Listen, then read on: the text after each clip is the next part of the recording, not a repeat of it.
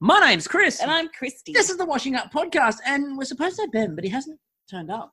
I know. Hello, guys. So I wish he would, we might need to ring him. All right, maybe we should just come up with a backup. Should we try another Masterchef? Maybe Derek's available, or maybe Kristie? Oh, shit, Ben! Oh, my God. Guys? We're not used to noticing you. How you going? I'm good. How are you guys? We're really good. Wow, that's more words we've heard strung in a sentence from you in the whole time of this Masterchefness. Oh, I got a few good ones in actually near the end. I had a real good explanation of a dish once that I was very happy with. Yeah, there was a moment where you started to deliver it was almost like a full soliloquy of 3.5 sentences, and we were all really stunned and staggered. Right. I mean, you know, you're not getting a lot of screen time to have a conversation when we have you on the drinking game for talking. Oh God, I didn't see that one. That's good. So we had you on the drinking game for talking, and we had Waleed on the drinking game for talking. So we had both of you there at one point. I actually, during the season, I was thinking back. I'm like, I wonder what would happen if me and Waleed were both team captains. It would just be the most interesting episode to watch back. The challenge just vanishes; it doesn't exist. So, first of all, I do have to tell you, this is legitimately the most requested guest we've had on the show ever. Thank you, #team. #team. We can give you the #team Ben because you're on at the moment, so we can give you that. So now Josh and Brandon and Kira and. Did you see Brandon's? Did you see Brandon's? Oh my God! So candlelight vigil for you. Because it was a joke I was making in the our little MasterChef people have been eliminated group chat, being like, you know, it's going to be everyone go down to your local town square. There's going to be a candlelight vigil for Ben going home tomorrow. So I was like, I'll put it on Twitter. It's a funny joke. And then he did it. And I'm like, it's just too good. That's our Brandon. That's our Brandon. So, if you ever want to feel like a celebrity, get something like that. You just feel like, I was just looking at my phone, just like, that's because someone's done that. And they've just watched me on TV. You know, I've replied to a few of their tweets and stuff. It's so funny. It's just so enjoyable. That's your life now. Well, you did become on Twitter a massive cult hero, and we'll get to the crux of it. There are a couple of reasons why. One is the shirt game. So discuss the shirt game. Discuss the shirt game. Yeah. I'm wearing one right now. Actually, I was hoping that you guys are you guys wearing some? No, I'm completely naked. I'm always floral. No. I'm always floral, but it's body paint. I'm in a lovely gothic black. I'm very nice. Off on holidays. So tell us your shirt. What are you wearing tonight? I'm wearing a red floral number. It's pretty loose fitting. It's very Hawaii 5-0. It's got nice coconut buttons. Ooh. And it's a good one actually. Sounds like it wouldn't look out of place on Magnum PI, you know. Yes, always. I need the mustache, and then we're going 110%. So you went Hawaii. I'll fly your helicopter. You went Hawaii 5-0. I went Weekend at Bernie's. And oh God! Again, the idea of Weekend at Bernie's for Bernie Goes Hawaiian. Didn't we say everything? Do we? As Kevin Smith once said, didn't we say everything with the first three? Do we need to go tropical? Always. But to answer it seriously, I've been wearing them for years now. I reckon it's 3 or 4 years, and it's legitimately close to 30. I reckon I had to count, and I reckon we're getting up there. And do you consider it a collection or an addiction? Both. I kind of didn't talk about my other collection, which is I've got a lot of shoes. I've got a lot of good shoes. Ooh. Without seeing an entire outfit, the Hawaiian shirts don't make 100% sense. But in a full outfit, they make sense. Yeah. I'll leave that out there. That's been ages. It's like Chris here with his shirts and his Converse, his Converse collection. I'm not a shoes person. My husband's the shoe person in our relationship. So. I don't have that many pairs of Converse. Not when I'm considering how we best renovate the house to, display your many, many, many pairs of Converse. 25 pairs. Anyway. 25, that's good. I like that. No, the shirts are a natural thing. And then I bought heaps in Asia just because they're everywhere. And it saves washing. That's true. But it's not what people think. There is a rhyme and reason to any of them. And I'll be able to explain why I like them. Because some people have like shit shirts, and none of them I'd put in shit shirt category, even though I know people definitely would. There's always like something I can explain, like why I like that shirt. Now that's awesome. That your shirt collection is a condo collection. You know, it all brings you joy. Everything brings joy. Everything brings joy. That's the important point. Now, the other interesting part with that is that a lot of people would think that by wearing some very brightly colourful shirts, that would get you a lot more focus on screen time, which brings us to reason number 2 that you became a bit of a cult hero. No one knew really who that dude in the bright shirts was. And it seemed largely at one point that there were a couple of you in there that it just seemed like might have been part of the crew.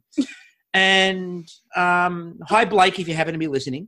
And it just felt like there was a couple of members of the crew who were like, just get in there with just 1 or 2 challenges, and accidentally stayed.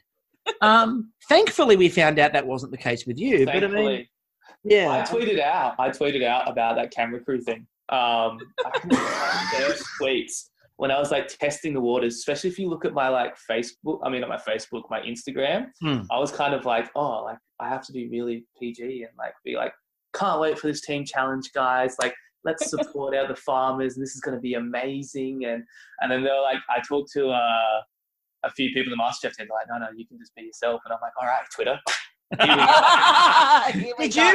Did you do any of the team challenges early on?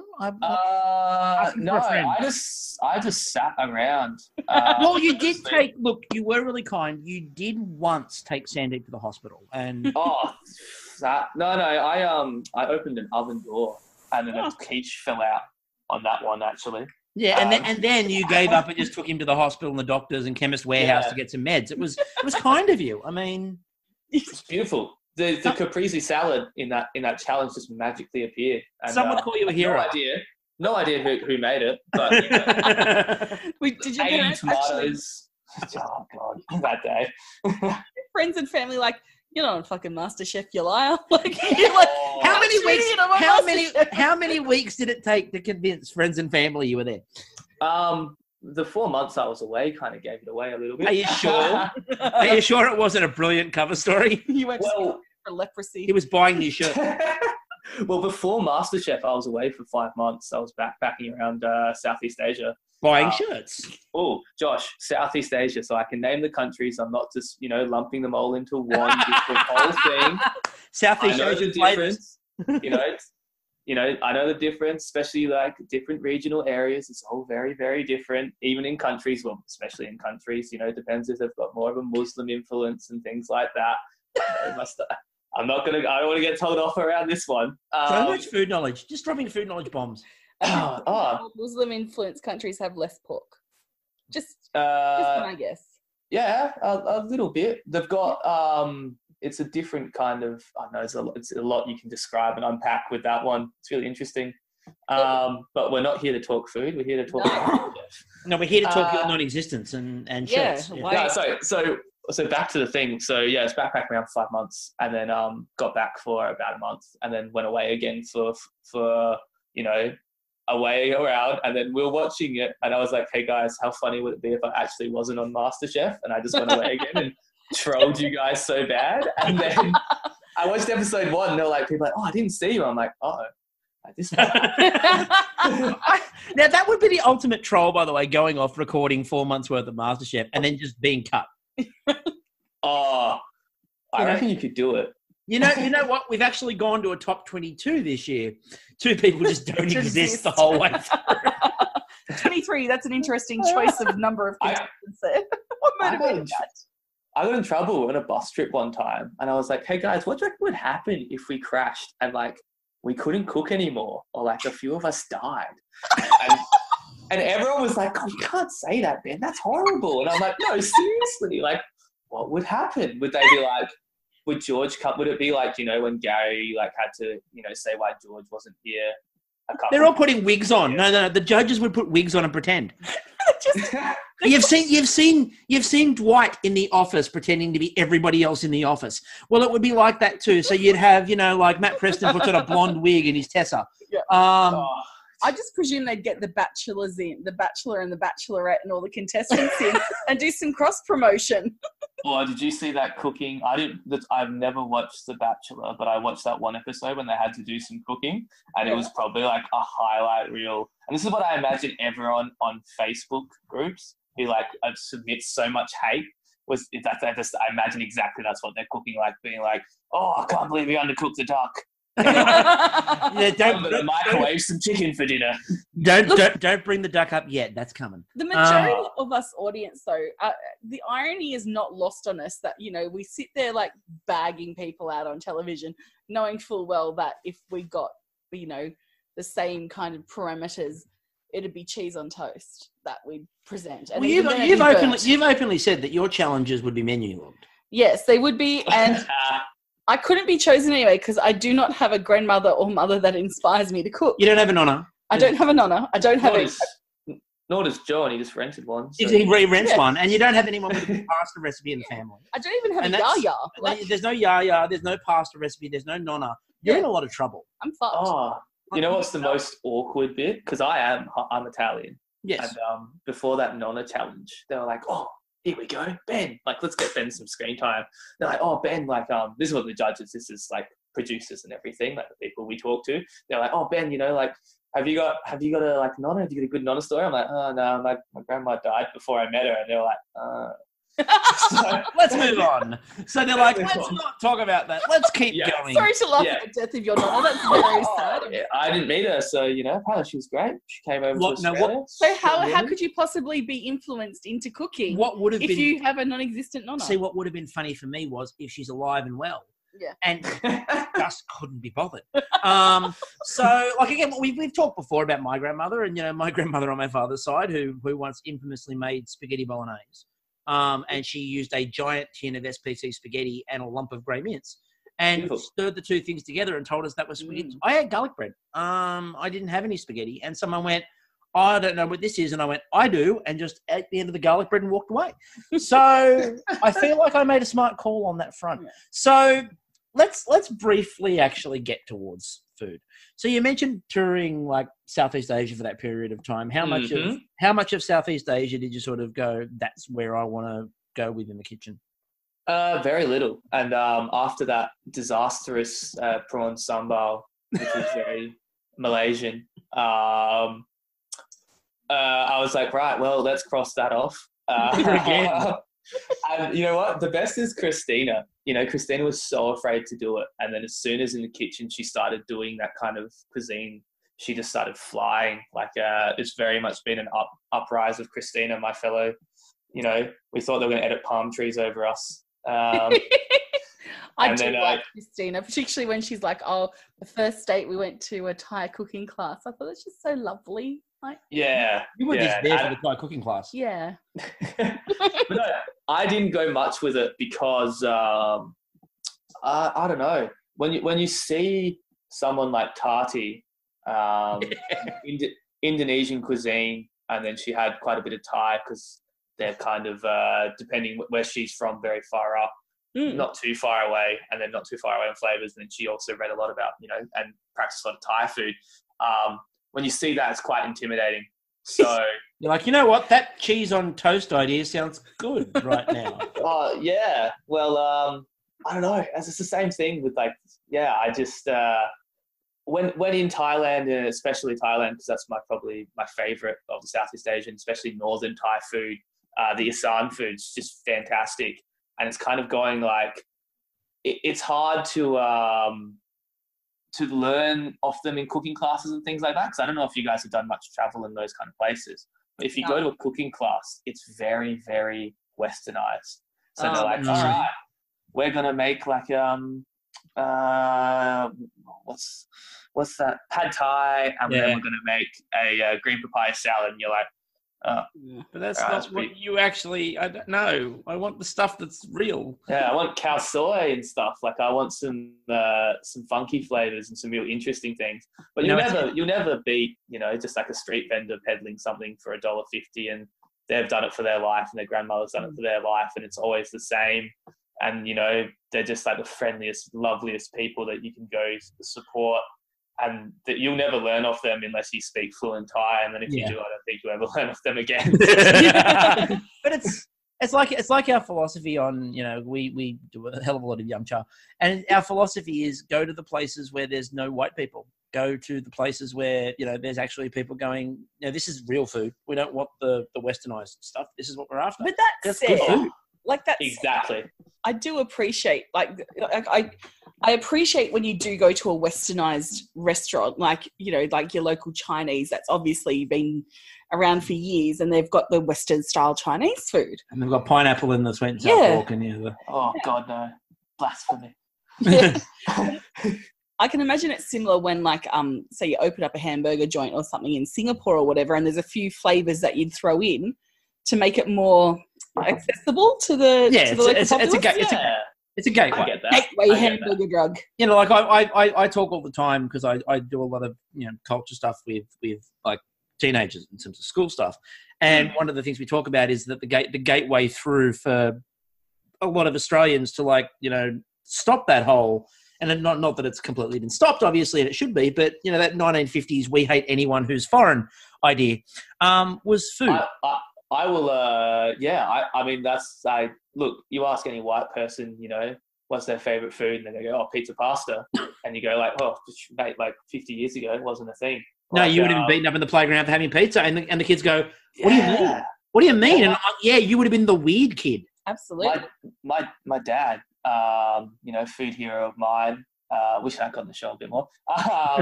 He came from a very, very, very traditional Italian background. You know, they moved over. He didn't, you know, they didn't speak a huge amount of English, anything like that. And, you know, he had lovely prepared Italian meals that he brought to school, and he'd trade them for Vegemite and cheese sandwiches. Because he wanted that kind of belonging thing. And I think food, look at me talk all very non-washing up, you know, food's the best gateway for conversation and, you know, different eatings, you know, to get people to integrate together in society. If you get everyone to eat, you know, you look at the building blocks of all the great food and cuisines on earth, and they're all kind of similar but very different, and they're all so delicious. I think that's the best way to bring people together. And it's one of the things that, you know, for all the stuff we occasionally criticize MasterChef for, it's one of the good parts about having MasterChef around is that it does sort of encourage the different, and you're seeing it more and more from the contestants. It encourages people to then sort of branch that out and do these different cuisines or do these different things that people have never heard of before. And they then get to the point where they go from being, we've never heard of this before, to this is ridiculously annoying because we see it every 2.5 seconds. And when that happens, it's kind of a thing, you know. Yeah. I mean, yeah, could you imagine shishbalak being said on national TV 11 years ago? No. And it's, so I mean, I think that's a great thing the MasterChef does, you know, and it's always a pretty good representation of a lot of Australia. You know, it's not perfect, but it's never going to be. No, and I've, like, in years gone by, I've often questioned our privilege, you know, like, you know, where we might become more cynical about certain aspects of MasterChef, but is that because we're becoming more educated and used to things? You know, is it kind of like, you know, oh, this spectacle's become a bit boring, we need something grander and crazier to really keep us going? But then I watch, you know, think of My Kitchen Rules and think, no, I do not need anything. Well, the other thing with that, and the only downside that I see to that sort of MasterChef thing, we talk about this a little bit, and it's not ever a criticism of those contestants. And we had Callan, you know, a couple of seasons ago, or the other season, and we had this year. I felt like they pigeonholed Leah into that box too, of the people who grew up watching the show to the point where they understand how the show works.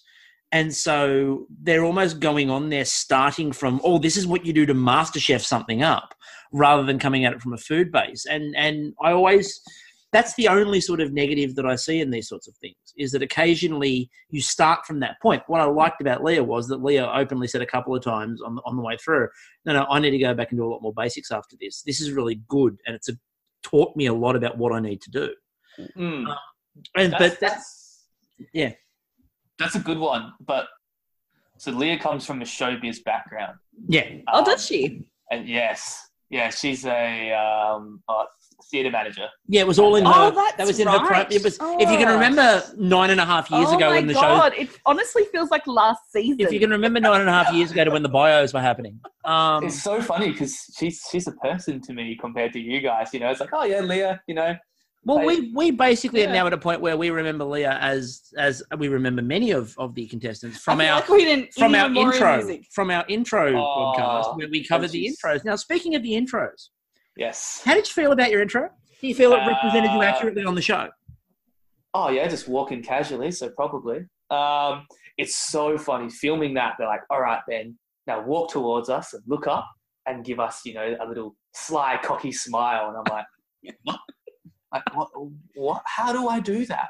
And there was like, when we were filming the backstory, it's like, all right, Ben, now just look out longingly. And I'm like, what do you mean? Be whimsical. Be whimsical. They're like, no, that doesn't look longing for. I'm like, what? Like, what am I longing for? Give me... What part of reality is this?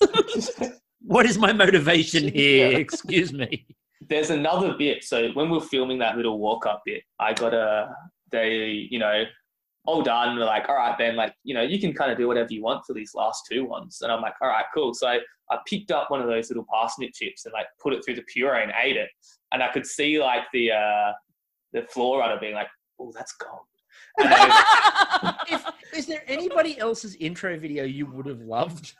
I thought that Simon's is the weirdest one for me because it just looks like he's accidentally set fire to corn and pretending he hasn't. Yeah, that's Simon. He's just having a great time. I'm burning my hands off. He's loving life with vegetables. I reckon Simon's is up there. Would have liked Monica. Mon got the flambe. We're all discussing like, when we all got in, like, who's going to get what? Who's going to get the hood of throw? And, and in the end, it was Mandy and her piss off glitter. Yeah.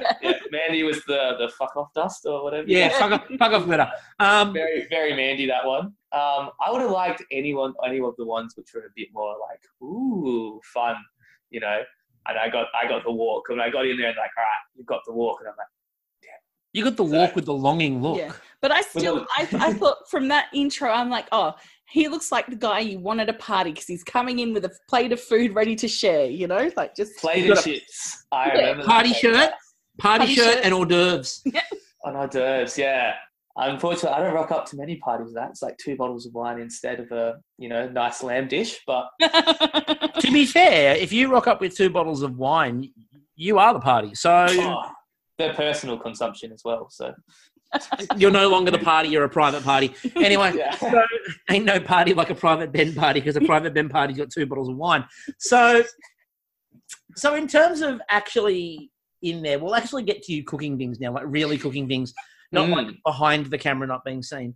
What that audition dish that they put up there? Yes. What we spoke to Jess about this one the other day. But what the hell is that moment like when you've got to go do your audition dish? Nerve-wracking. Mm-hmm. It was a long day. Obviously, yeah. It's so weird. I cut my hand really badly at the start. Not Nicole level of bad, if you guys remember back then. Yes. She probably I think she got stitches put in actually a hospital. Anyway. It's just that's half a step removed from Brandon Pang nearly cutting his hand off with a cobram. Yeah, for cobram. Victims of cobram. This is for Brendan now. I love that over that so much. So funny. So funny. It was so weird. Like the cook actually smooth sailed so much. Like after I cut myself, I kind of went like, right, Ben, like you know how to do this dish. This is cooking that you like doing. And I went, all right, like let's just smack it out. And I cooked it really well. I was done about 5 minutes early. Plated up. Probably one of the better ones I've ever plated up. Cooked that lamb, like best backstrap, one of the best backstraps I've ever cooked. And everything was just so good. like all the produce was so good, and I use lots of native Australian ingredients. Yep. And a lot of the time when you get them, you know, it can be pretty iffy, and that was one of the things I was really worried about. I was like, "Are you sure you guys are going to be able to get sea blight that's like right in?" And they're like, "Yeah, no problem. Don't worry, we're good." We're Masterchef. We can get fucking beluga caviar. Oh, yeah. Not ducks though. No, we'll come to that in a minute. Yeah, so like everything was so good, so premium, and it went really smoothly. But all I did was I had everyone watching me, and it was about 200 people. And I remember I like was cooking, and I looked up for a second. I could like obviously see my family members, and they're being so supportive, and that was a bit fun. And I looked behind everyone, like, oh, that's a lot of people, man. And I was like, just look down, and yeah, did it, walked it up. There was a lovely moment where they told me to go outside, and you know, they smashed my dish completely and flipped my plate upside down, and then had a chat with my dad, and yeah, got the apron. Yeah, walking that dish up. Oh, it's just a weird feeling. You know, I mean, I kind of feel bad for people at the auditions this year that they didn't get, you know, Albo just running around the audition supporting you like a madman, because like a lot of people there, but like you could only focus on Aldo. The head kisses. The head kiss. But it's also walking up to the judges and meeting the judges first time. Like now, if I see them, I'd be like, you know, I'm like, oh, like I saw Matt to do a photo shoot, which was in the advertiser. And I was like, oh yeah, like, good to see you again, Matt. Like handshake, everything, blah blah blah. Same with the other two guys. Be so casual. But that first time, I'm like, holy shit, it's TV. Oh my God, I've seen you before. You're a big boy, Matt Preston. Oh, George, you're shorter than I thought. Oh, Gary, you're shorter than I thought too. Matt Preston. You're my height. Matt Preston, I know you from ads for insurance and the big game. By the way, have you ever did Matt Preston ever mention what the big game was that he was advertising with his drinks? Because like, I'm wondering. No, we worked it out, did we? He mentioned something. No, there was never actually a game. Was this the alcohol ones? Yeah, where he always talked about they were perfect for the big game, but they were always just a miscellaneous big game. Do you think advertising talk? Advertising talk. Matt Preston. He goes out hunting big game. There's like a deer on the back of the car.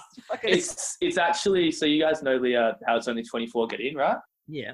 So what happens to everyone else who gets a no? Matt Preston actually releases them and hunts them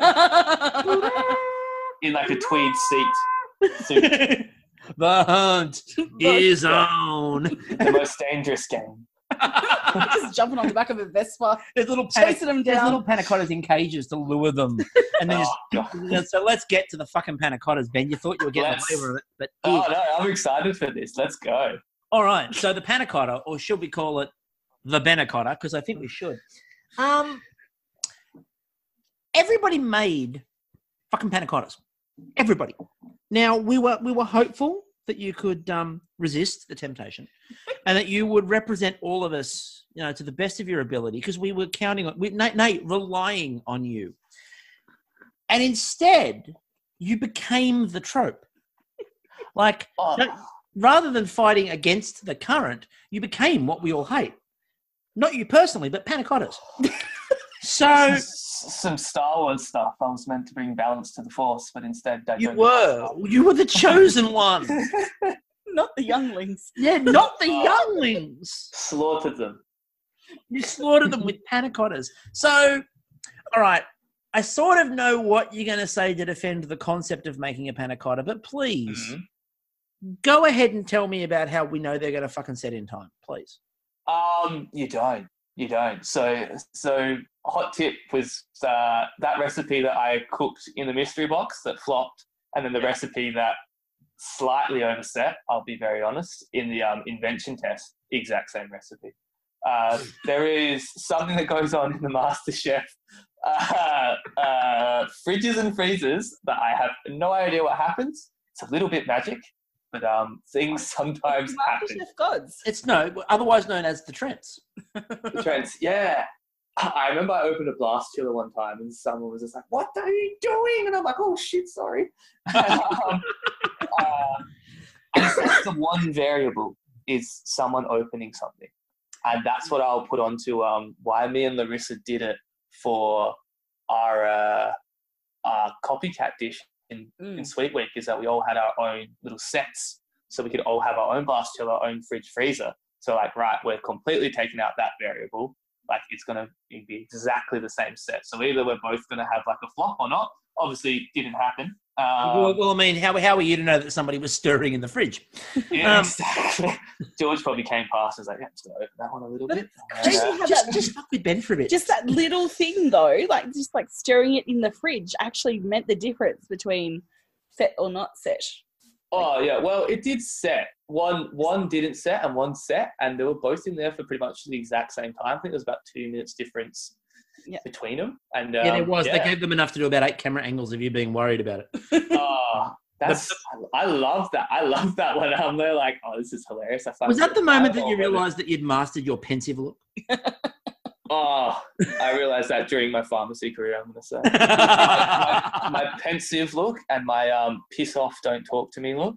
Like I've got this fantastic like pharmacist face I can put on, and when I'm really busy and I can't be disturbed, and I'm like, right, just look angry. And I'm packing Webster packs. Fuck off. Oh God! Don't say that. We'll come back to the Panna Cottas in a minute, but this reminded me of the fact that we actually had 2 pharmacists in Masterchef. No, but I just want to say, I used to run a group home, and every time I went up there with a new batch of scripts, the pharmacist would like fucking hide. Yeah. Oh God! Well, my grandmother on mum's side kept the pharmacist like in business at one point. Yeah. There were so many tablets. No, everyone says that. Everyone's like, oh, I'm probably the one who keeps you in business. Like, nah, Miss Johnson, you're on like 8 tablets. Trust me. I've got someone who's on like 20. Like, trust me, there's a my grandmother was the 20 to 25, and we also had to confiscate her copy of the Australian Home Drug Guide. Because she was really good at reading it and working out what tablets she should be taking with what, and going to the doctor and going, this is what I should have. We took that's scary. We took the book. But yeah, there were a couple of people with, pharmacy backgrounds in MasterChef this year. The lovely Yosra. Yes. Exactly. She's, wonderful, wonderful lady. And we had a few jokes about it. Like, in her elimination, there is the funniest thing. She does this fold to measure out on the micro scale, which is just this, like, hallmark of a pharmacist. I can imagine. We joked about that. She was actually doing it. The pharmacy in jokes must have been insane. There's not many other than like, do you hate your job? It's like, yeah. It's like, my first job out of school was in a pharmacy as a pharmacy assistant, and it was in miscellaneous cities, one of the busiest train stations, and I went straight onto the train thing, and there was a certain day of the week where the methadone was administered. Lovely people. Yeah, not by us. Quite a number of people just come and get on the nod on the counter. And I didn't know this because I was quite young and naive. Oh, no. And I thought they were ill. And I'm like, we've got to call an ambulance. And the pharmacist was like, no, Kristie, that's not what's going on. Yeah. Because I was wondering why they're being so nasty to them. And like, I still think it's not good being nasty to people with addiction. Yeah. So that's just me. So, speaking of addiction. Panna Cotta, sorry. Okay, right. What do you want me to defend? I can defend them on any angle. What do I want you to defend? Why so fucking many? And especially in the same week, there was one point where you did challenge after challenge. I did 3. Right, so the first that's 3 in a row is 3 too many. Yes, I'll go through one by one. So the first one, strawberries and cream, classic. Strawberries and pepper, classic. Let's put them together. Yep. Why is there white? Quick question before you move on with that. I know I'm saying the right thing. What? Same thing. Okay, so what sort of kitchen? White pepper. Yeah, white pepper, not black. I'm actually intrigued by this, and I never asked because I remember doing it too and being like, what the hell? And I think it's more of a Indian and Southeast Asian thing in thinking about it. I think in the staples, I would just expect black pepper. Yes, but that's very Caucasian of you, Chris. I know it is. My racial profile is showing. You white citrus male cisgendered male. I'm white splaining black pepper. Anyway, the exact same thing because I remember doing it and I remember like grinding it in and I've been like, wait, what? And I was doing it, and then that's kind of when Matt Preston came around and he's like, oh, blah blah blah. And I'm like, yeah, but it's white pepper.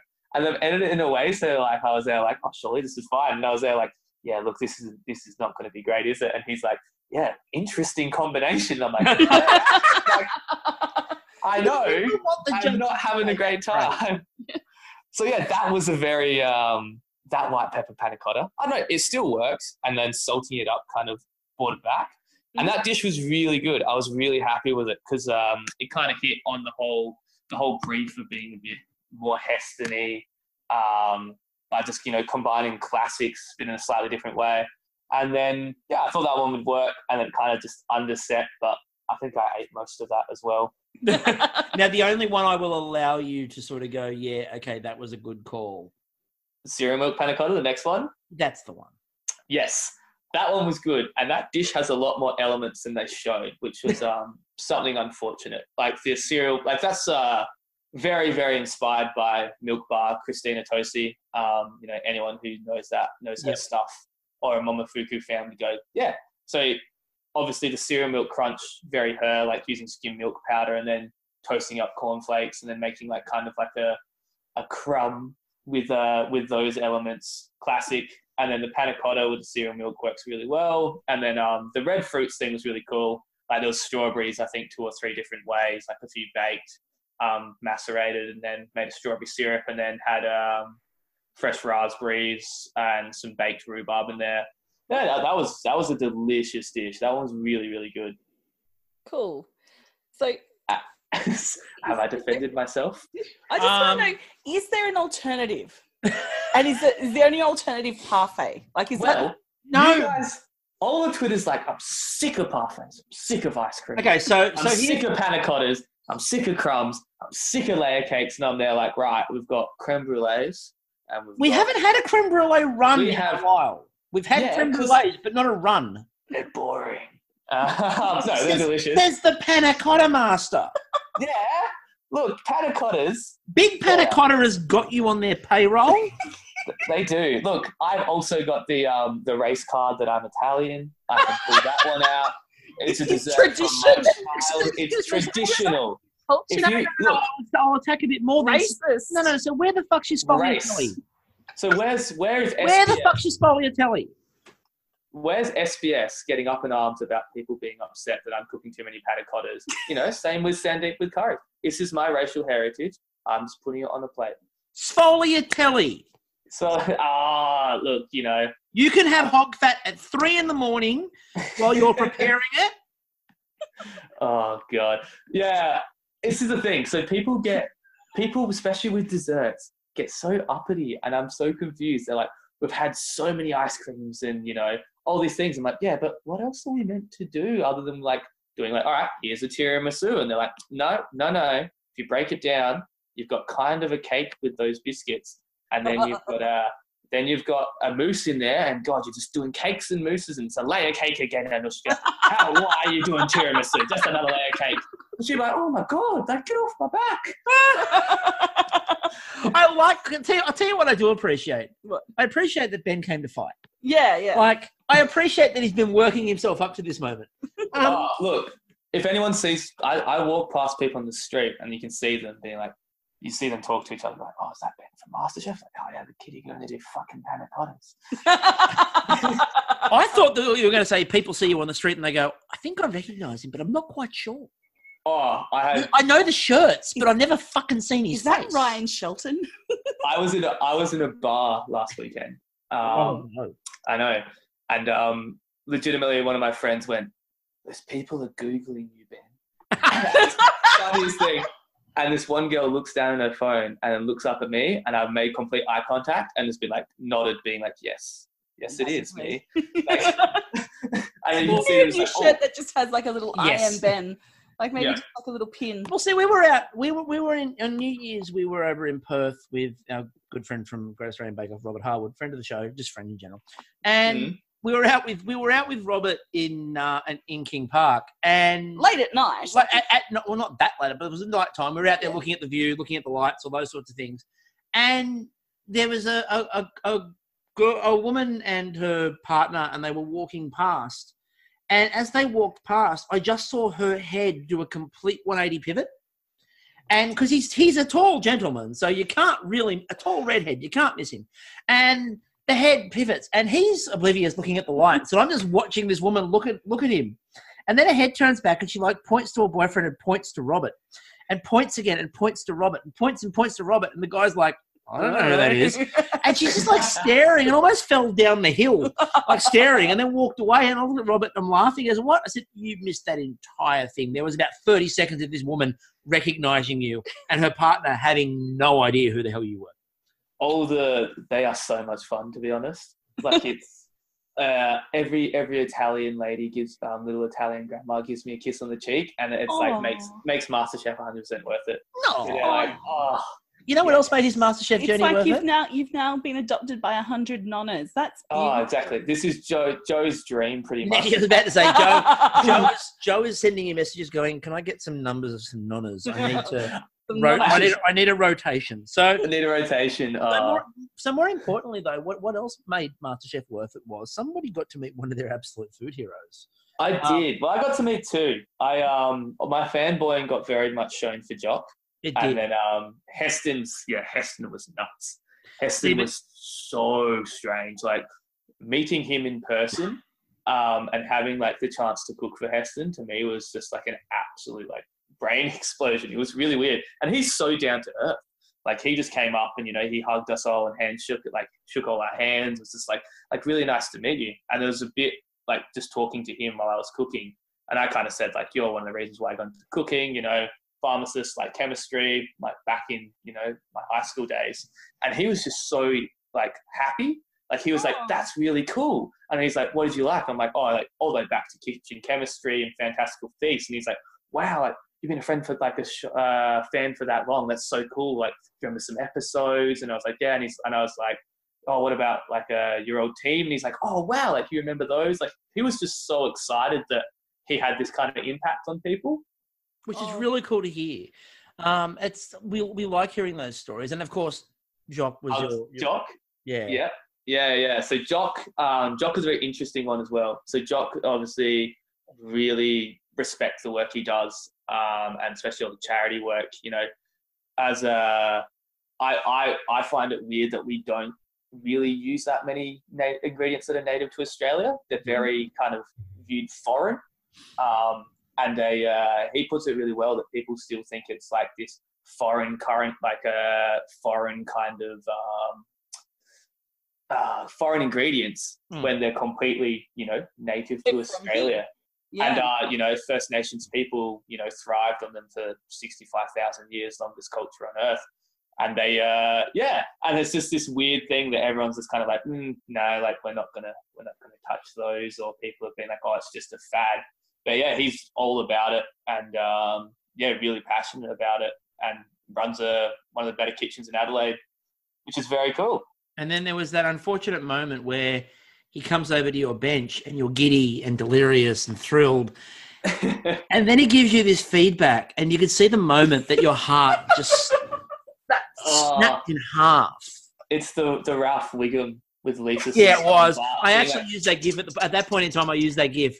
It was horrible for me. I'm like, oh no, man. Because it was Matt Preston too. Matt Preston, where's the magic? And then just walks off. I'm like, oh, cool. Like, that was a hard one. Yeah. That dish was good. It just didn't, hero those white currants enough, but which is fair. Yeah. Those ones were they were a hard one. Like everyone's was kind of getting unveiled of like what it was. And, Dorigo Pepper was first. I'm like, cool, like easy. I'm like, all right, like I'm really interested to see what I'm going to get. Is it going to be like, one of the heavy hitters of what's pretty in the norm, like Dorigo Pepper is for, native ingredients.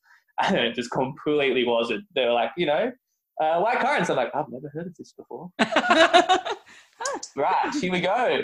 And then, there was some cool ones in there, like the yams are cool. Yeah, so which one would you have wanted if you could pick any of them? Oh, that's interesting. I wouldn't have minded the Dorigo Pepper because it's pretty broad. Yeah. Poor Derek with the yams. Yeah, but I would have liked to use those because I'm pretty interested in them. Like they're they're a very interesting vegetable because I think I'm pretty sure it's those ones. They're just insanely nutrient rich. Apparently they're like one of the most nutritious plants on earth, those like native yams, and they're really hard to grow.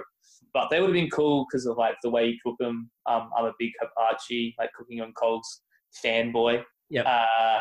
That'd have been very cool. And I reckon could have done a dish around that. It wouldn't have been too far off if Derek cooked that beef fillet, but I would have gone about it in a different way.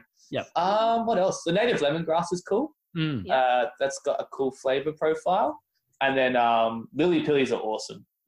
You know, they're a lot more than just kind of standing in your nice white or suede shoes when you walk down an Australian street. They're pretty delicious. Yeah, they are. We had those when I went to Girl Guides.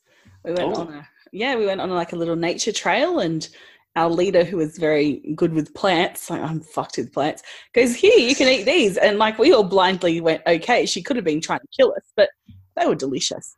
So. Everyone, eat your lily pillies if they're not sprayed by your local council. Yeah, have these. They may or may not be toxic. Yeah, enjoy. Now, while Ben obviously got to meet a few of his food heroes, my food hero eliminated him. Oh God, Massimo. So I don't care that he eliminated you. I'm insanely jealous of the fact you got to meet him. And I, to be honest with you, I would have taken elimination in MasterChef to get to meet Massimo Bottura. He is an interesting man. Yeah. Like he comes across as the most interesting person you would ever possibly meet. Yeah. You know, he rocks up in full Gucci. That's Massimo. Being Massimo, you know, he rocks up in full Gucci and he's like, right, let's talk about waste. And it's like, all right, give me your shoes. Thanks, Massimo, first. And he's got a little MB embroidered on it as well. Classic Massimo. No, so he was just, so obviously like little time between shoots, like just has a quick chat with us.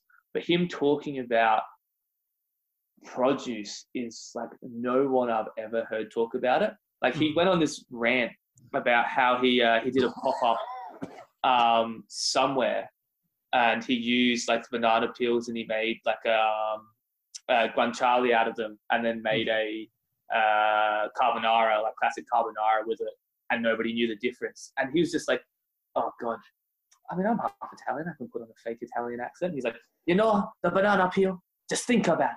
Just think about the ingredients and let them talk to you and listen and respond. And that's good cooking. And I'm there like, what? Like, we've got an hour, Massimo. Like, I'm not going to. It was like the moment of disappointment on his face when Anushka went, I don't eat bananas, I'm not using them. And Massimo looked at it like she just said, your firstborn. I'm going to stab it and then eat it in front of you. Did anyone else Google, can you make ricotta with green bananas after that came on? Because I did. And Google was like, what the fuck are you Googling, Ben? I mean, to be fair, I would also trust that if any person on the planet was going to be able to do that, it's probably Massimo Bottura. Probably Massimo.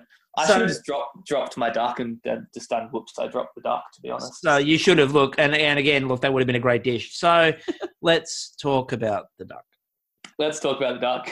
Right. So my thing with the duck, there's twofold. First of all, we'll get into the controversial bit of it first of all, and then the second bit, which is not controversial at all. So the first bit, which was about luxury and cost. Yes. Now, how much does a duck cost? If you go to Coles right now, they are half price, and they cost. I'm not even joking. If you look at my Instagram story or what I tweeted out tonight, they are $10, I think, at the moment. Woo-hoo! All right. So here's my rationale behind that, and my logic behind that. Now, you're talking about practical, then they're now significantly cheaper. They are. I'm going to go with the, to quote, the castle. It's the vibe, Your Honour. Yes. It's the vibe, Your Honour. It's what is he saying? And it's what traditionally what is duck. It's not. Correct. Yes. And that's, I understood the whole people going, but it's actually really cheap. Well, they are now, but I got what they were saying. Yeah. I agree. I missed the ethos of that challenge. It's what I will say. if we were going on, if this was like the 1990s and this was Supermarket Sweep, and they were actually doing a, like scan the price and get the barcode and work out the price of that duck and have you got a good deal, the answer is bing, bing, bing, bing, bing, you're a winner. But unfortunately, this is not. It wasn't Supermarket Sweep, and Ian Turpie was not in the kitchen. You're not finding the inflatables for an extra bonus. No, you're not. So it wasn't. So what happened is, challenges, sometimes in the past, people have, veered away and done well because flavors have done well.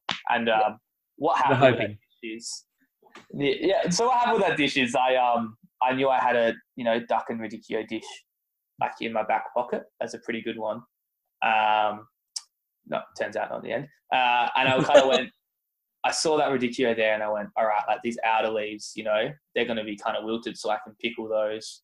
And then, I can just smash out that dish and just do like banging flavors, bring it on, hit it out. And the brief, I don't know. Yeah. Just listening to the brief, I was there like, I reckon it was very much like try not to waste. And how I went around it in my head was, I should have got out some Glad wrap and wrapped up that duck actually. Was if I use, I used neck, giblets, everything that I could for that first bit and be like, hey, look, look, that's all gone into the sauce. Use everything like the shallots and everything I used. I kind of made I deep fried those and made like a nice powder out of that. And I tried to reduce that kind of waste. Yep. And then it very much became clear that it was going to be that duck that I wasn't using was not considered as I would be like, it's here for next time. My favorite part about that, my favorite part about that, by the way, was the way that Massimo, and I think it was George with him, snuck off to the fridge like it was a sleepover, and they were trying to get like the last of the biscuits at like 2 a.m. So they snuck over and stood at the fridge, ready, now. And the way they opened the fridge, it was like they were sneaking Tim Tams. Yeah. Well, magic of TV, they did that like 2 or 3 times. And I'm seriously there watching, just being like, I'm going to break down here. They're watching and going, I know where this is going. So I'm assuming at that point you're like, oh, shit, I'm screwed. Now, I looked up the gantry and went, I'm fucked. So the second part of this, which I thought was less controversial than the first bit, the duck itself. It was raw. If Gordon, if it had been a Gordon Ramsay week, he probably would have tried to release it into the wild. Yeah, a skilled vet could have taken. Could have probably brought it back. Yeah. I don't have like a real I can cook duck breast. It's strange, and I just completely fucked that one up. And it was very much like the Gary and George coming over right at that key moment and being like, you've completely stuffed it up, just threw me. And how I cooked it was using internal temps. I just put the thermometer in the wrong place, took it out, rested it. I cut it, and my head just wasn't straight, and still put it on the plate. Like cutting it up, at home, I'd be like, that's raw. Yeah, because that was the funny part about it, and that's how you can sort of tell that your head was gone. Because I'm watching it, and it wasn't like a duck breast where they've cut into it and gone, oh no, oh dear me. You'd actually sliced it for them. Yeah. And they're going, did you not see? I remember I cut it open, and it looked rosy, and I was like, it's not too bad. And I remember fanning through and being like, no, fine. And just, the MasterChef kitchen gets you. It gets into your mind and you just don't do things that you'd normally do. And that's why hats off to, the people who are still in, especially like guys like Simon. He had a great quote in that episode, like said he's going to go in and not worry anymore. And his kitchen, his cooking from then's just kind of skyrocketed, for the dish he did tonight with those carrots was just amazing. So it's about the pressure. It just gets to you and it just kind of throws you a bit. Oh, absolutely. Like we've seen, like stress does strange things to people, and you see it on TV. Like when in the early weeks when Steph was, obviously experiencing some stress, and Mandy as well. Like when with the tasting, and then Jess with the tasting as well. Oh. It's just... and Jess was talking about it on the podcast the other day, which is like as I'm saying it, I'm going, why am I saying that? Oh yeah, there's sitting down in that chair in front of the three judges, and there's that conversation you have. You're there like, oh God, and it's so daunting. Like it's just these ridiculous, because they always put on their not very happy faces. Well, they did with me because I didn't cook a good dish in elimination. The worst is you're doing that waiting. Oh yeah, no, it's not a fun time. It's not a fun time those times. There's fun times in the MasterChef kitchen, and there's very fun times in the MasterChef house. But there's some not fun times in the kitchen, especially when you know you've screwed up. Like with that duck dish, I know I was walking in there being like, I know I haven't done I know they're not very happy with the dish, but if it's delicious and I've nailed this duck, I might be okay. And then George is like, and the duck's raw. I'm like, oh, well, at least you made top 10. Yeah, that's the end of that chapter. At least you got to lift up that mystery box and be like, all right, here comes my $10,000 like last year. And like Cole's best-selling mystery box. No. I was there like, envelope, and I'm like, you're like, guys, I appear to be light. I'm down by 10 grand. Where is that? Thanks. Onion powder? Question mark? Guys, why did they get envelopes and I've got leftover fruit and vegetables? Something's wrong. Oh, yeah. Why? So a weird question for you, because, I'm not going to ask you normal questions, but my weird question for you is, one of the cult heroes that has been developed over the course of this series through Twitter is Nicholas / Nick. Oh, thank you, Nicholas. Yes. So waiter. Yes. Extraordinaire. Fantastic. Had I don't know if I talked to Nick. I can't remember. He took up one of my dishes. He's been fascinating for Twitter, mainly because George ranges, and I'm wondering if it's like, is it a good George day or a bad George day? Because he'll go, hey Nick, thanks Nick, and then he says, thank you, Nicholas. It's like uniform. I think it's the tone. I think it's whose dish it is. So it sets it off if it's going to be like not a super positive dish or a very positive dish. So I think it's the first thing in that of being like, oh, is it going to be good or bad? And like, we're looking forward to this dish. Thank you, Nick. Yeah, Whereas, exactly. We have to eat this. Oh, thank you, Nicholas. Right. It's pretty much exactly like that, I think. Like when you see like a really good dish coming towards you in the restaurant and you're like, all right, awesome. You're like, oh, thanks, mate. And then you see something you've ordered and it doesn't turn out to be that good. You're like, oh, no. Uh-oh. Thanks, mate. So in the house, what did you guys get up to? Mainly talked about Nicholas. Nothing but Nicholas talk. Nothing but like, Nicholas. message him, what are you doing? Wow, this has gone straight back to TV Week questions. We just read cookbooks and, watch the food channel. No, I've become pedestrian. I don't want to be like TV Week. Soon I'll be starting my own Logies and fucking, having Tom Gleeson. Derek, are you single? No. Can you just tell this story after we have the Wheel of Deals coming up later? Is there a special someone in your life? I destroyed Simon at table tennis. And this sounds like a challenge. Well-handedly beat Blake. Blake was very, very competitive. And then, he was first out. Suck shit. He took the bet, very well of, we'd throw the dish if we both went into elimination together on table tennis, and big man for doing that. Well done. I mean, it's a good moment for him to sacrifice for the greater good. Completely joking that one. I mean, it's legitimately a lot of cookbook reading. You need recipe ideas. You need ideas for different stuff. We watch a bit of MasterChef, which is always really weird. You watch it back with no ad breaks. That's a nice one. You don't have to worry about the MasterChef logo exploding when you're worried about your dish? No, that's not edited out. That's still in. It just comes back immediately. That was cool. Watched the Food Channel a bit. We watched some Great British Bake Off and Australian Bake Off. Now you're talking our language. Which season did you see of Australian? Who was on there? No, it wasn't Australian. It's British. Always British.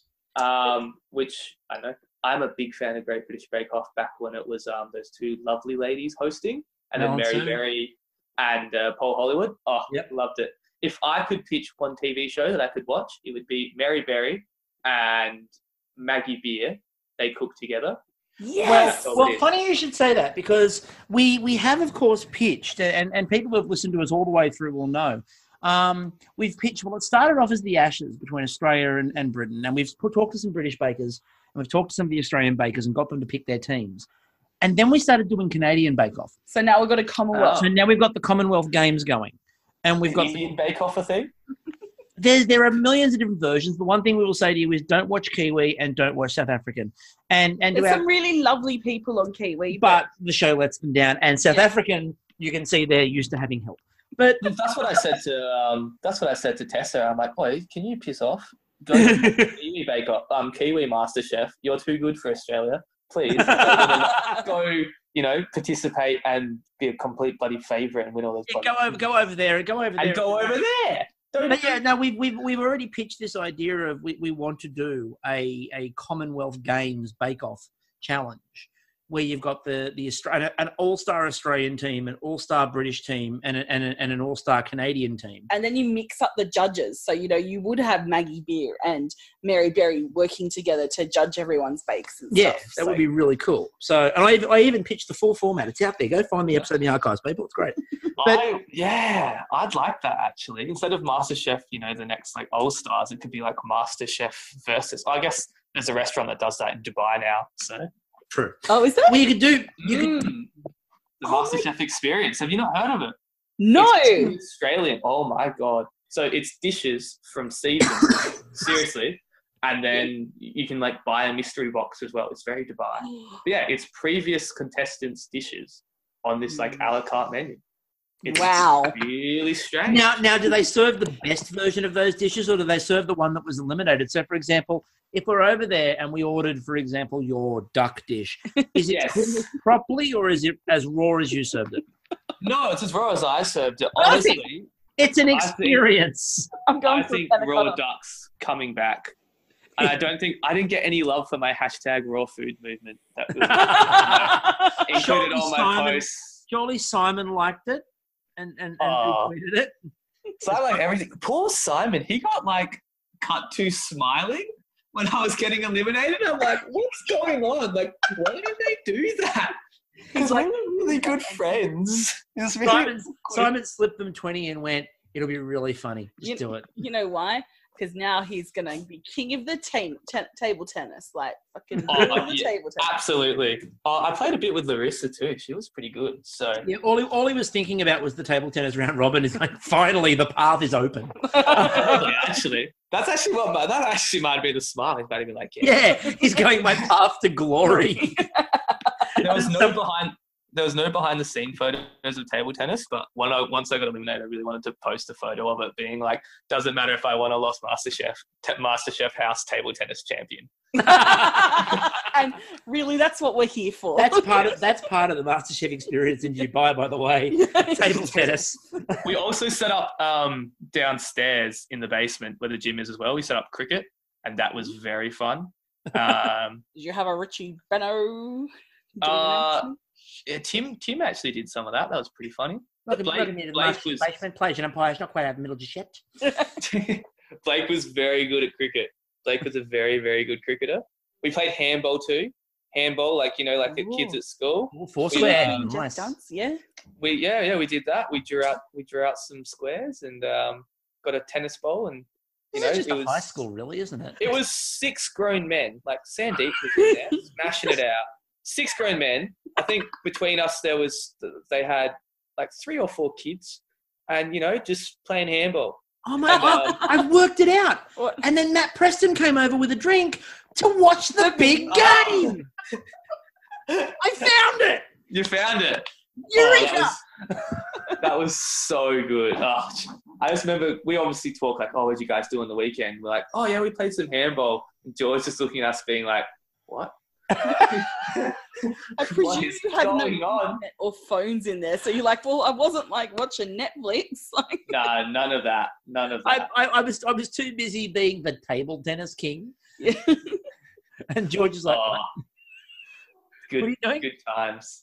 So, in terms of the dishes from the series, is there anything that you made? Not talking about like raw duck, etc., but is there anything that you made that you're like, I'm never attempting that again in a million years? I can't think of. I've been put off panna cottas for a while. Yay! Which is bad because I had different plans with that. I'm trying to think. Like a panna cotta sushi train or something? Like just You're not far off, Kristie. You're not a panna cotta and whiskey bar? That is a disappointing concept. That'd be good. That's a great concept. Just pairing whiskeys with the panna cotta. A gin and panna cotta bar. Oh, that would be... Yeah, no, that wouldn't work. No. Because for how milk and alcohol is only very certain types of alcohol. Yeah, you're right. In my personal kind of, I don't know, experience. Two bottle of wine for a personal party experience. Because you can make a cocksucking cowboy panna cotta because it's got like... What? Yeah, she did just describe the idea of making a cocksucking cowboy panna cotta. I don't know what that is. Never really. Okay, so that hasn't travelled obviously to South Australia. Yeah, obviously those cowboys don't travel interstate. You know what it is. You're too young for this. So is it a mudslide? Is it one of those ones? No, it's a shot, and it's butterscotch with Baileys floated on top. And then there's another one that's a clit-licking cowgirl, and I can't remember what that one is. But the cocksucking cowboy, or maybe it had an extra thing in it. What was it? Butterscotch schnapps and Baileys floated on top. I'm pretty sure that's all it was. There's an alcoholic spirit called Cowboy, I'm pretty sure. So is it one of those? They do now sell them in bottle form, which is kind of takes the fun out of it. I was once at a birthday party where we were at one of those. It was very much sort of like an all hail the beef scenario of theatre restaurant. And and someone was walking around with a tray of cowboys, and two people at our table bought the entire tray of cowboys. And then just sat across the table from each other saying hello all night to each other because I was so drunk. So it's less fun. So it's less fun when the cocks are pre-sucked. Then. Yeah, exactly. It's the Cowboys are always a bit disappointed when they can't actually get to the rest of the conversation. And what's interesting is that this is before Brokeback Mountain. So it was wondering if that's what inspired Brokeback Mountain, just like the drink. The drink. They wanted to make another movie about cocktails, but Brian Brown went, "I own that." Try it. God. I dare you. So dishes that you would never want to attempt again apart from panna cotta. I'm pleased you're cured, by the way. It's great. I'm not. Let's have a look. I'm trying to think back everything I did. The pressure test that I did, I think pressure test will always be the answer to this one. The pressure test that I did where we had to remember everything. Oh. Yeah, I wasn't a fan of that. I might have, and again, I'm not going to let you comment on it because I don't want you to get any form of trouble, but I thought that was ridiculous. But anyway. But are you still remember the ingredients now? Like, is that like... Yeah, I can rattle that off. I put that into memory. It's going to be one of those things where eventually there will be, when he gets significantly near his really old age, he'll forget the names of friends and family and everything else, but he's just reciting the ingredients. I reckon I could get pretty close. Like, I reckon if they smash me into it again, I'd be like, right. Sorbet, it's like 5 grams of stabilizer, 110 of this, and then almost. Oh God, it's hard. It's hard. Yeah, I reckon maybe just no more dishes that involve having discussions on quantities of gelatin. I reckon maybe that one. The black mystery box dish I did wasn't shown on TV. Thank God. So this is half the problem, is that I'm not 100% sure when I run down the list of your cooks in terms of what you would or wouldn't attempt again, because I don't know what half of them were. Well, that one was purely because there was just so many people, and you couldn't show 24 of us, or 23. Abby was up in the gantry. 24 of us, and Tib, 22 dishes. Bubbling around with this black mystery box and freaking out. They had to show, the very top, very bottom. That dish, though, was not good. I was one of the steak and blackberries. And, okay. I was before Gary went, you know what? I learned today I don't like steak and blackberries. And you're like, you hear that, everybody? I taught Gary something he didn't know before. Fuck you, teaching Nigella how to make Persian fairy floss. Here I am educating Gary. I never ever want to see that Queensland mystery box again. That was so hard. Now you defend. Yeah, I was about to say you defended that mystery box the other day on Twitter. I did. That one was explain so the defense difficult. of the Queensland mystery box being difficult. There is, from a food perspective, if you put your foodie hats on, you always go into mystery boxes thinking, basic flavor building profiles. And there's nothing in that box. There's a lot of proteins and there's a lot of like central elements. Like here you go, bang, there's a nice bit of pork belly. Bang, there's a nice bit of crab. But now you go, right, so how do I build that dish? So you go from pork belly, you go, I've got lychees. Okay, that kind of works. A bit weird, but Masterchef will stretch it. I've got, quail legs. All right. And then I've got beer and peanuts. And you're kind of there just like, what am I going to do? Yep. Like, and that's what we all saw. Like, and then, oysters. You're like, what? Like, cool, we've got oysters, we've got crab, right? We've got nice central elements that, like, I can build around. But you're like, all right, I'll do crab and a crab bisque. And you're like, I've got nothing to build flavour in that crab bisque. I've got, no tomatoes to balance it out. I've got, no herbs or anything that can kind of push it in a different direction. Can't really do a curry because, there's no herbs, there's no alliums, there's nothing like that. So you're kind of looking at it going like, I have no idea what I can do here. Yep, and everything was like beige as well because, It's Queensland. Yeah, it's Queensland. no. If it was honestly Queensland, it'd be a nice shade of like orangey tan, wouldn't it? It would. I think it's called Trump.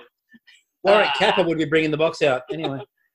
Look, so that box was hard. So like, if you guys both think about it, like, what would you cook? I think there was quail legs, pork belly, oysters, blue swimmer crab, beer, like an IPA, quite strong IPA, peanuts, lychees, and a coconut. Okay, so what I would have done, I would have cooked the pork belly In beer. Mm-hmm. How? Not in beer. No, I would have I literally would have just walked on crackling. Just crackling, all right. So there is a reason. How would you do that? But give me a minute. There is a reason I would have done this, and it's called Know Your Judge. So I just Salt in the Staples, I'm presuming. Yeah. Well, there's the best Staples, yes. The Brisbane River was next to. You could have just dunked it. I mean, that would have worked. There was grass there. You could add some greenery. I've been there. Aria's just around the corner. You could have ducked in and borrowed their kitchen. Aria's not that far away. Menu log. Like, you can be getting... Menu log. We saw that there were plenty of sources of heat. After all, a food truck burnt down.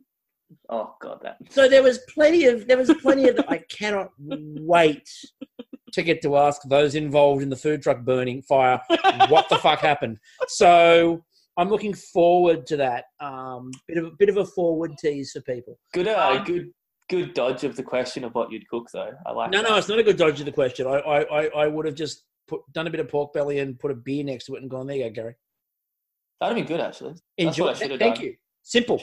Should have done that. I was sipping beer through a teaspoon, being like, I have to taste it. I need to know what it tastes like.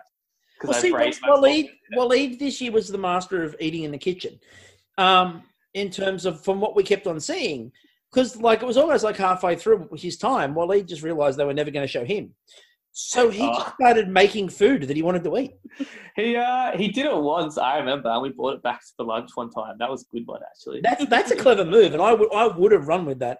Legend. Absolute legend, Waleed. What would you have made, Kristie? Me? I just would have sat down and ate some oysters. I'd be like, I'm outies. I'll go in the next challenge. See you guys. That's it. Fresh oysters. I'm down for that. Yeah, that literally would have been all you would have done. Yep. I was like, fuck the judges. You can put me in the next round. It should be like what they do at the Olympics, honestly. What they should do is they should have, at the Olympics, they should always have one normal person competing against the athletes to show the base standard. I feel like they should have that in every Olympic event. Would be so funny. 10-meter diving. Hilarious. That'd be great. And then out there doing a belly flop. In MasterChef, it should be whoever was the most vocal on a fan page, on the last fan page, gets invited to come and do the mystery box too. Well, here's part of the we'll problem. see it will skyrocket of being like, Here's- oh no. Here's part of the problem with that, Ben, which is you're starting to dip into what our Patreon's eventually going to be, which is people requesting me to make random dishes in the time pressure. What about me? You can do them too if you want, but people will have more fun laughing at me. Just request me to make oyster stuff. I'll just eat oysters. You just want to eat it. Oysters. It's literally all you're after. Yeah. That should be the next live show. Is just you eating oysters. Hey, that croissant was wonderful. I will not hear any words against my croissant. It was great. Oh god, that noon croissant gives me the heebie-jeebies just thinking about The it. flavors were out of this world. I can still see in my mind so visibly Steph being in front and being like, right, top goes on, boop, and me like looking down that gantry, being like, I have no idea if that's right or not. I'm not going to say, all you can say is, it gets shown on TV. And read the recipe. Read the recipe. Because that's what we're trying to say when we've sometimes thought like, that's a bit weird. Or, but all you can say is read the recipe. Something different. Because you can't read out like, no, Anushka didn't put the top on. Because otherwise, kind of frowned upon. So it's like, read the recipe. Like, that's what read the recipe comes from in my head. But absolutely. Yeah. 100%. And everyone at home understands when you're yelling out, read the recipe, it's everyone on the gantry trying to say, no. Yeah. But that one was like, she was ahead. And I'm like, I've got no clue. And then I just saw the other two boys not do it. And I'm like, oh, no. That has to be a horrible moment just on the gantry when you can clearly see somebody going left. And you're like, no, come back. How the fuck was that with my duck? Everyone up in the gantries is watching going, that doesn't look very good. Yeah. That doesn't look very good. Those big cheers. It was good. So you get on the Twitters. Sorry, I'm just in my own head. No, do it. And about 3 conversations back. So you're on the Twitters and you've got the haters and you've got the lovers. Like, Twitter's good for me. Yeah. I mean, people, obviously Twitter's probably one of the ones that people, throw out their opinions the most. Mm-hmm. But with regards to kind of hate and everything, I found this season that I was very good on Twitter, mainly because I had this kind of protective bubble of me being on there as a presence, and people would, if someone came out like, oh, we don't like Ben, you always knew there was going to be like a couple of Team Ben coming in like, oh, I'm coming in strong on this opinion. I did. You did mention. Someone mentioned something, and you just took the piss out of yourself as well. And I thought, because what can you do when you're on telly? You just, it's not you. I mean, you're there doing it and all, but you're still edited, and you're still kind of. It's only a very one-sided aspect of your life. Very true. If you don't lean into your mistakes and your hate, I think you're going to get more. Yeah. So I knew this duck thing was coming, obviously. And I was like, right, like, if, people ask me about it, I'm going to, make jokes and be like, oh, I ducked it up and things like that. And, same thing with my, very tongue-in-cheek, should have grabbed the lobster. Like, brilliant. It was very much, I was going to be like, right, like, I was sitting there with the tweet being like, right, as soon as they start tasting my dish, I'm watching on Twitter, and as soon as they do that, I'm like, right, post the tweet. So yeah, with it, like, I don't know, I thought it was good. I got a lot more hate on Facebook. Yeah, we've heard Instagram. We've heard that Facebook is interestingly enough, because everyone expects Twitter to be the more of the contact sport, but we've heard that Facebook's probably the nastier of platforms. But Reddit is the nastiest by far. Yeah. Shout out Reddit Masterchef. I do read you occasionally, everyone. That was the nastiest. And then the one that got me, and the one that only I kind of got really riled up about, was unfortunately when Sandeep left. Lovely man. Yep. Love him. Shared a room with him. Got along great with him. Good cricket batsman. Was when he left, and then people just commenting like, "Nah, Ben should be going home." And I'm like, I'm not in this cook. Like, I wasn't even an option. Like, and it's like, what? Like, you couldn't have chose me. Like, I was on the gantry, and they're like, no, actually, Ben. And I'm like, all right, I guess I'm going home. You're like my bag's not even packed. Look, you didn't cook anything for this challenge because we didn't set it for you, but it's time to go. Ben. And you're like, Quite frankly, with the amount of airtime you got, you could have been in the cuckoo, wouldn't have fucking known. So that was the one that hurt, because I was there like very confused. I was there like, well, especially because it was in Sweet Week. I'm like, but I've had a good week. if I cook something, at least let me cook something in the challenge, and then at least I can go, well, probably there's an argument somewhere. I'm not even there. That's the thing. If someone's like, you cooked your duck dish was really shit, I'm like, yes, it was. That's fine. Like, you deserve to go home. Like, correct. 10 out of 10. But then you're like, you didn't cook anything good, so you can go home. I didn't cook anything. Yeah, I was there like, what? Like, especially because it came off on a moment like a very successful week, and they're like, oh, Ben's doing really well. You know, he's an immunity cook, cooked a very good dish, made a delicious whiskey chocolate ice cream. That was if you don't like whiskey, it wasn't a good one, and that's this thing I learned from that. Very silly decision by me. Yeah, like, and then they're like, nah, Ben should be going home. I'm like, I wasn't an option in any of the eliminations for the past 2 weeks. Why are you doing this to me? A, B, and C, and you've picked M. I mean, it doesn't make any sense. So that was the only one. The rest of the hate on Twitter, you know, or the jokes on Twitter at the start, you know, I really just, anyone who had mentioned me, I just kind of responded. And I think they're some of the people who are probably in Team Ben now. I'd love the alternate universe where I didn't go on Twitter at all, and I'd love to know what this, like, my elimination podcast would have been like. It could have been like, well, it would have been fascinating. Thank God. Because the interesting part for us, and this is segueing beautifully into where I wanted to go to sort of wrap us up, which was again back to the whole Team Ben thing, was the fact that, you know, it's interesting because normally there are a fair few contestants who pop up on Twitter. This year, not as many, which is I probably would suggest a wise option. For a lot of people in terms of, you know, being out there, be on media that you're comfortable with. Yeah. But Time sponge. Yeah. Exactly. But a fun one, so exactly. But you sort of commenting to people very early on, interacting with people on Twitter, and I mean, we said we added you to the roll call, I think, week 2. Yeah. Endeared you to all of us. And I think it endeared you to a lot of people on Twitter, and that's sort of the Team Ben got very protective of you to the point where we had members of Team Ben defending raw duck. Oh, that one was very funny. I was loving it. I was reading some of them and be like, oh, come on, guys, like, no. Like, don't do it. And it's just like, it's really such a weird thing to get your head around as this, like, that the fact that you might have a fan. Like, in my head, I'm there just, you know, I'm this normal guy who's kind of, you know, gone and done this weird thing where there's some cameras in my faces and people talk to me and I cook some food. And then it's on TV and I'm like watching it being like, oh yeah, right, that's kind of funny. Like, it's interesting to see how this episode's gone. And then to people, like, especially like online and in Twitter and stuff, where they're very fanny. And then and in real life, like, I remember this one person came up to me like, oh, it's like, I'm so excited to meet you. I'm like, why? Like, is it my pharmacy days? Did you like the way I put together Webster packs? Is that it? That would have been better. Be like, oh, huge fan. The way you did my grandma's Webster, beautiful. See, I only get that at work because I coordinate services for people with disability. And so there's a lot of, like, occupational therapists and allied health professionals that I've only met over the phone or via email. So when we get to meet in real life, we kind of fawn over each other like, oh my God, it's you. Like, it's so good.